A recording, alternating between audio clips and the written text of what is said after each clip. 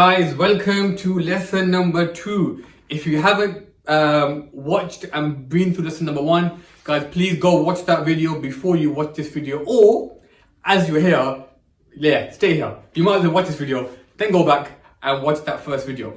Anyway guys, today we are doing question 3. As always, the resources are in the description box below. Click them, get your pen out, get your highlighter out, get your books out. If you're working in Google Docs, get the document ready. But guys, this is the source that we are going through. It's this one here. It's in the box down below. And guys, this is the question that we are going through. We are going through question 3. Now, I will read out the question and then we will begin. Question 3. Answer the following question using the whole source. This text comes from a key point in the novel. How has the writer structured the text to interest you as a reader? You could write about what the writer focuses your attention on at the beginning, how and why the writer changes the focus, and any other structural feature that interests you. 8 marks. Alright guys, let's go over the basic points first. This is an 8-mark question, meaning that we spend no more than 10 minutes on this question, meaning that we only write a maximum of 3 paragraphs on this question. Now this one's a bit of a sticky question, if you ask me, because this question does not ask for language devices. Now everyone has been doing language devices since they were in year 4, in year 5. But structured devices are not done explicitly, and this can cause issues for people who don't really know what they are. So guys, can you make a list of these following structured devices in your book or on your Word document? So guys, structured devices, I'll start with the easy ones. You've got long and short paragraphs. You've got long and short sentences. Then guys, you've got zooming in and zooming out. I will go over all of these once I've made the list. Then you've got a shift in focus. Then you've got thought to action. Then you have dialogue. You have new characters and setting. You've got foreshadowing. I'll add more here, guys. You've got foreshadowing. You've got flashbacks. How many is that? 1, 2, 3, 4, 5, 6, 7, 8, 9. Guys, you've got foreshadowing, you've got flashbacks, and let's do repetition as our last one. Guys, can you make a note of all of those? And let's go over what these actually mean. So guys, long and short paragraphs and long and short sentences. These two are pretty self-explanatory. Now guys, zooming in. So guys, zooming in, I'll give you an example. It was a cold day in November and John sat in the bus. You zoomed out from the weather and you zoomed in to the bus. Zooming into out would be John sat in the bus while the snow was falling outside. We've gone from the inside to the outside. Shifting focus, guys. Now guys, this is a very important difference. Zooming in and zooming out is, for example, if I focus on the blue pen and then I zoom out and focus on my jumper. Shift in focus, guys. Picture it almost as a camera lens panning the room. You're not zooming in, you're not zooming out. You're just moving from one thing to another to another. That is a shift in focus. Guys, thought to action. Thought to action, guys. This is when you think something before you do it. So guys, when you see a nice, delicious chocolate fudge cake, that looks delicious. You think it. You think it, and then you get the knife out and you cut a slice and you eat it. You think before you do. Vice versa, you may do action before thought.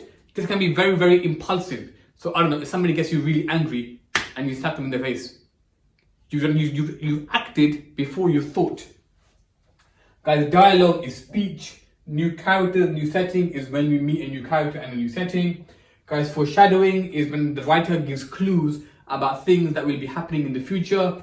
Flashback is when the writer goes back in time. And repetition is when the writer repeats a certain word or a certain phrase. Alright guys, those are some structured devices. There's loads more, but for the sake of this video, we're going to leave it at that. Alright guys, now can I ask you all to have the insert ready in front of you. And we're going to make a note of the different structural devices that we can find. Alright guys, the first man in the moon. Suddenly the crack that had been admitting the light broadened out and revealed itself as the space of an opening door.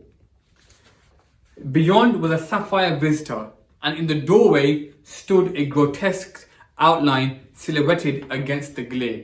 Alright guys, remember one thing, the question says, how does the writer use structure to interest the reader?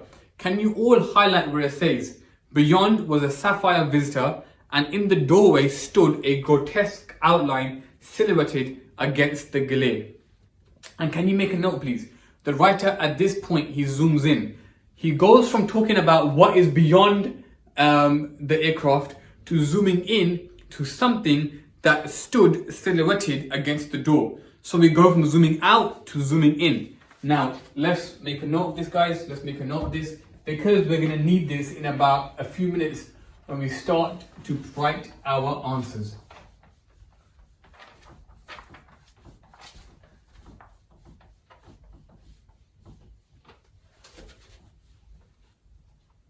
Alright guys, so our technique is zooming in. Our evidence is, let's do guys, beyond. I'm going to use ellipsis because I want to cut this part of the quote out. Beyond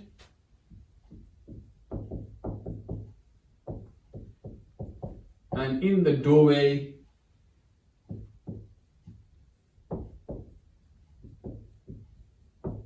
stood a grotesque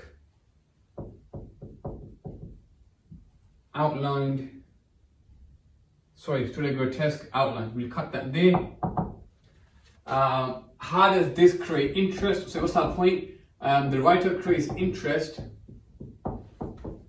by focusing on a character. But we're going to use zooming in. Now guys, the explanation part, I will leave that for when we begin writing our paragraph. But guys, this is one paragraph planned. Let's carry on. We both made convulsive efforts to turn, and failing, sat staring over our shoulders at this. My first impression was of some clumsy quadruped with lower head. Then I perceived it, with the slender pinched body and short and extremely attenuated bandy legs of selenite, with his head depressed between his shoulders. He was without the helmet and body covering that they wore upon the exterior. He was a black figure to us, but instinctively our imagination supplied features to his very human outline. I at least took it instantly that he was somewhat hunchbacked, with a high forehead and long features. He came forward 3 steps and paused for a time. His movements seemed absolutely noiseless. Then he came forward again. He was like a bird. His feet fell one in front of the other. He stepped out of the ray of light that came through the doorway, and it seemed as though he vanished altogether in the shadow. For a moment my eyes saw him in the wrong place, and then I perceived him standing facing us both in the full light. Only the human features I had attributed to him were not there at all. Of course I ought to have expected that, only I didn't. It came to me as an absolute, for a moment, an overwhelming shock. It seemed as though it wasn't a face, as though it must needs be a mask, a horror, a deformity that would presently be disavowed or explained. There was no nose, and the thing had dull bulging eyes at the side. In the silhouette I had supposed there were ears. There were no ears. I have tried to draw one of these heads, but I cannot. There was a mouth, downwardly curved like a human mouth, in a face that stares ferociously. The neck on which the head was poised was jointed in 3 places, almost like the short joints in the leg of a crab. The joints of the limb I could not see, because of the putty-like straps in which they were swathed, and which formed the only clothing the being wore. There the thing was, looking at us. Now guys, the reason I read the whole extract was because I want you all to get in the habit of reading the whole extract. I could have probably stopped at the 2nd or 3rd paragraph and found loads more points. But I read the whole extract on purpose because I need all of you to get in the habit of reading the entire extract and being comfortable with reading. Alright guys, so for our second paragraph, guys, we're going to use the feature of a cyclical structure. Guys, make a note of this please. A cyclical structure. Now this is when the opening and the ending have similarities. Important part guys, it doesn't mean they're the same. It means that they have similarities. Now what's our evidence? Our evidence guys is as follows. It begins looking at, where is it? At the outline. So the first paragraph talks about the outline in the doorway. And it ends with this person, this thing, looking at us. We begin with this figure, we end with this figure. Therefore, we have a cyclical structure. Now, what's the point here? What's the point of there, guys? Interest. So, how does the writer create interest? Guys, the writer creates interest because it creates questions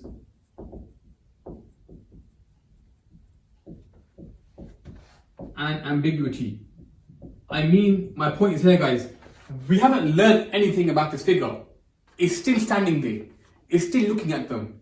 Despite everything around them, this figure is just there, staring. And you begin to question, who is this thing? What is this thing? Or who is this person? And that's how it creates suspense. That's how it creates ambiguity and confusion and makes you want to read a little bit more. Now, all that stuff, guys, that I just mentioned, I would put it here in my explanation. I would not do that now. And guys, that would be another paragraph. So I've got my point, my technique, my evidence, and then I explain. Alright guys, I've planned 2 paragraphs for you all. I'm going to give you guys a few minutes. Can you all please plan the next paragraph? So we've got 1, we've got 2. Can you all now find one other structural feature in this extract that you think creates interest? This could be a long paragraph, a short paragraph, a long sentence, a short sentence. It could be foreshadowing, it could be flashback, it could be a new character, it could be talking about a setting. Ooh, it could be dialogue, it can be any one of these features. Guys, take a minute or 2, off you go. Alright guys, welcome back. Now let me write out 1 paragraph on the board for you all, and then you guys can finish it off. So guys, let's begin. In source A, the use of cyclical structure. Guys, please make a note of this as we go along. Please copy me as we go. In source A, the use of cyclical structure creates immense mystery, suspense,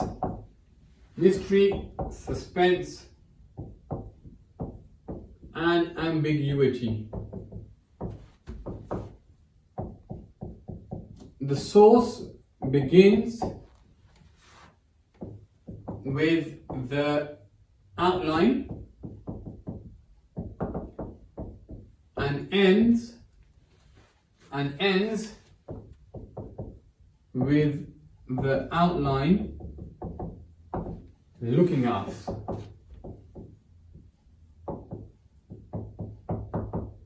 Alright guys, I've done my first 3 points. I've done my point, I've done my technique, and I've done my evidence.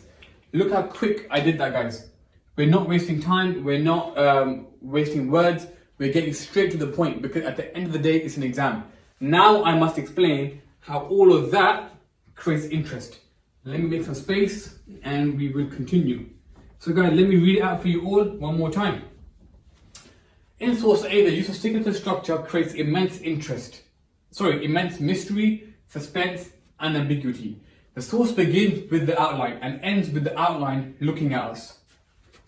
How long is our source? Our source, guys, is about 29 lines. Over the 29 lines, despite the writer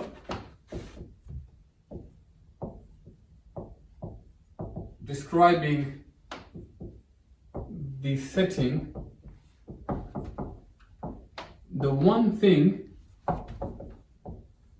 that does not change is this figure. It is constantly present and away. However, as a reader,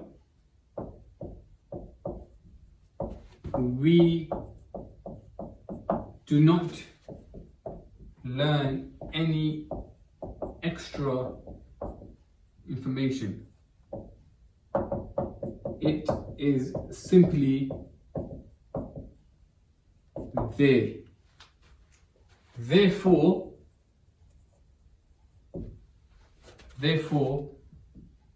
through the cyclical structure, many guys, apologies for that, the video cut off, but this is the answer and let me go over it. In source A, the use of cyclical structure creates immense mystery, suspense and ambiguity. The source begins with the outline and ends with the outline looking at us. That was my point, that was my technique, and that was my evidence. Now I explain it. Over the 29 lines, so guys, now I'm being specific about the extract. Over the 29 lines, despite the writer describing the setting, the one thing that does not change is this figure.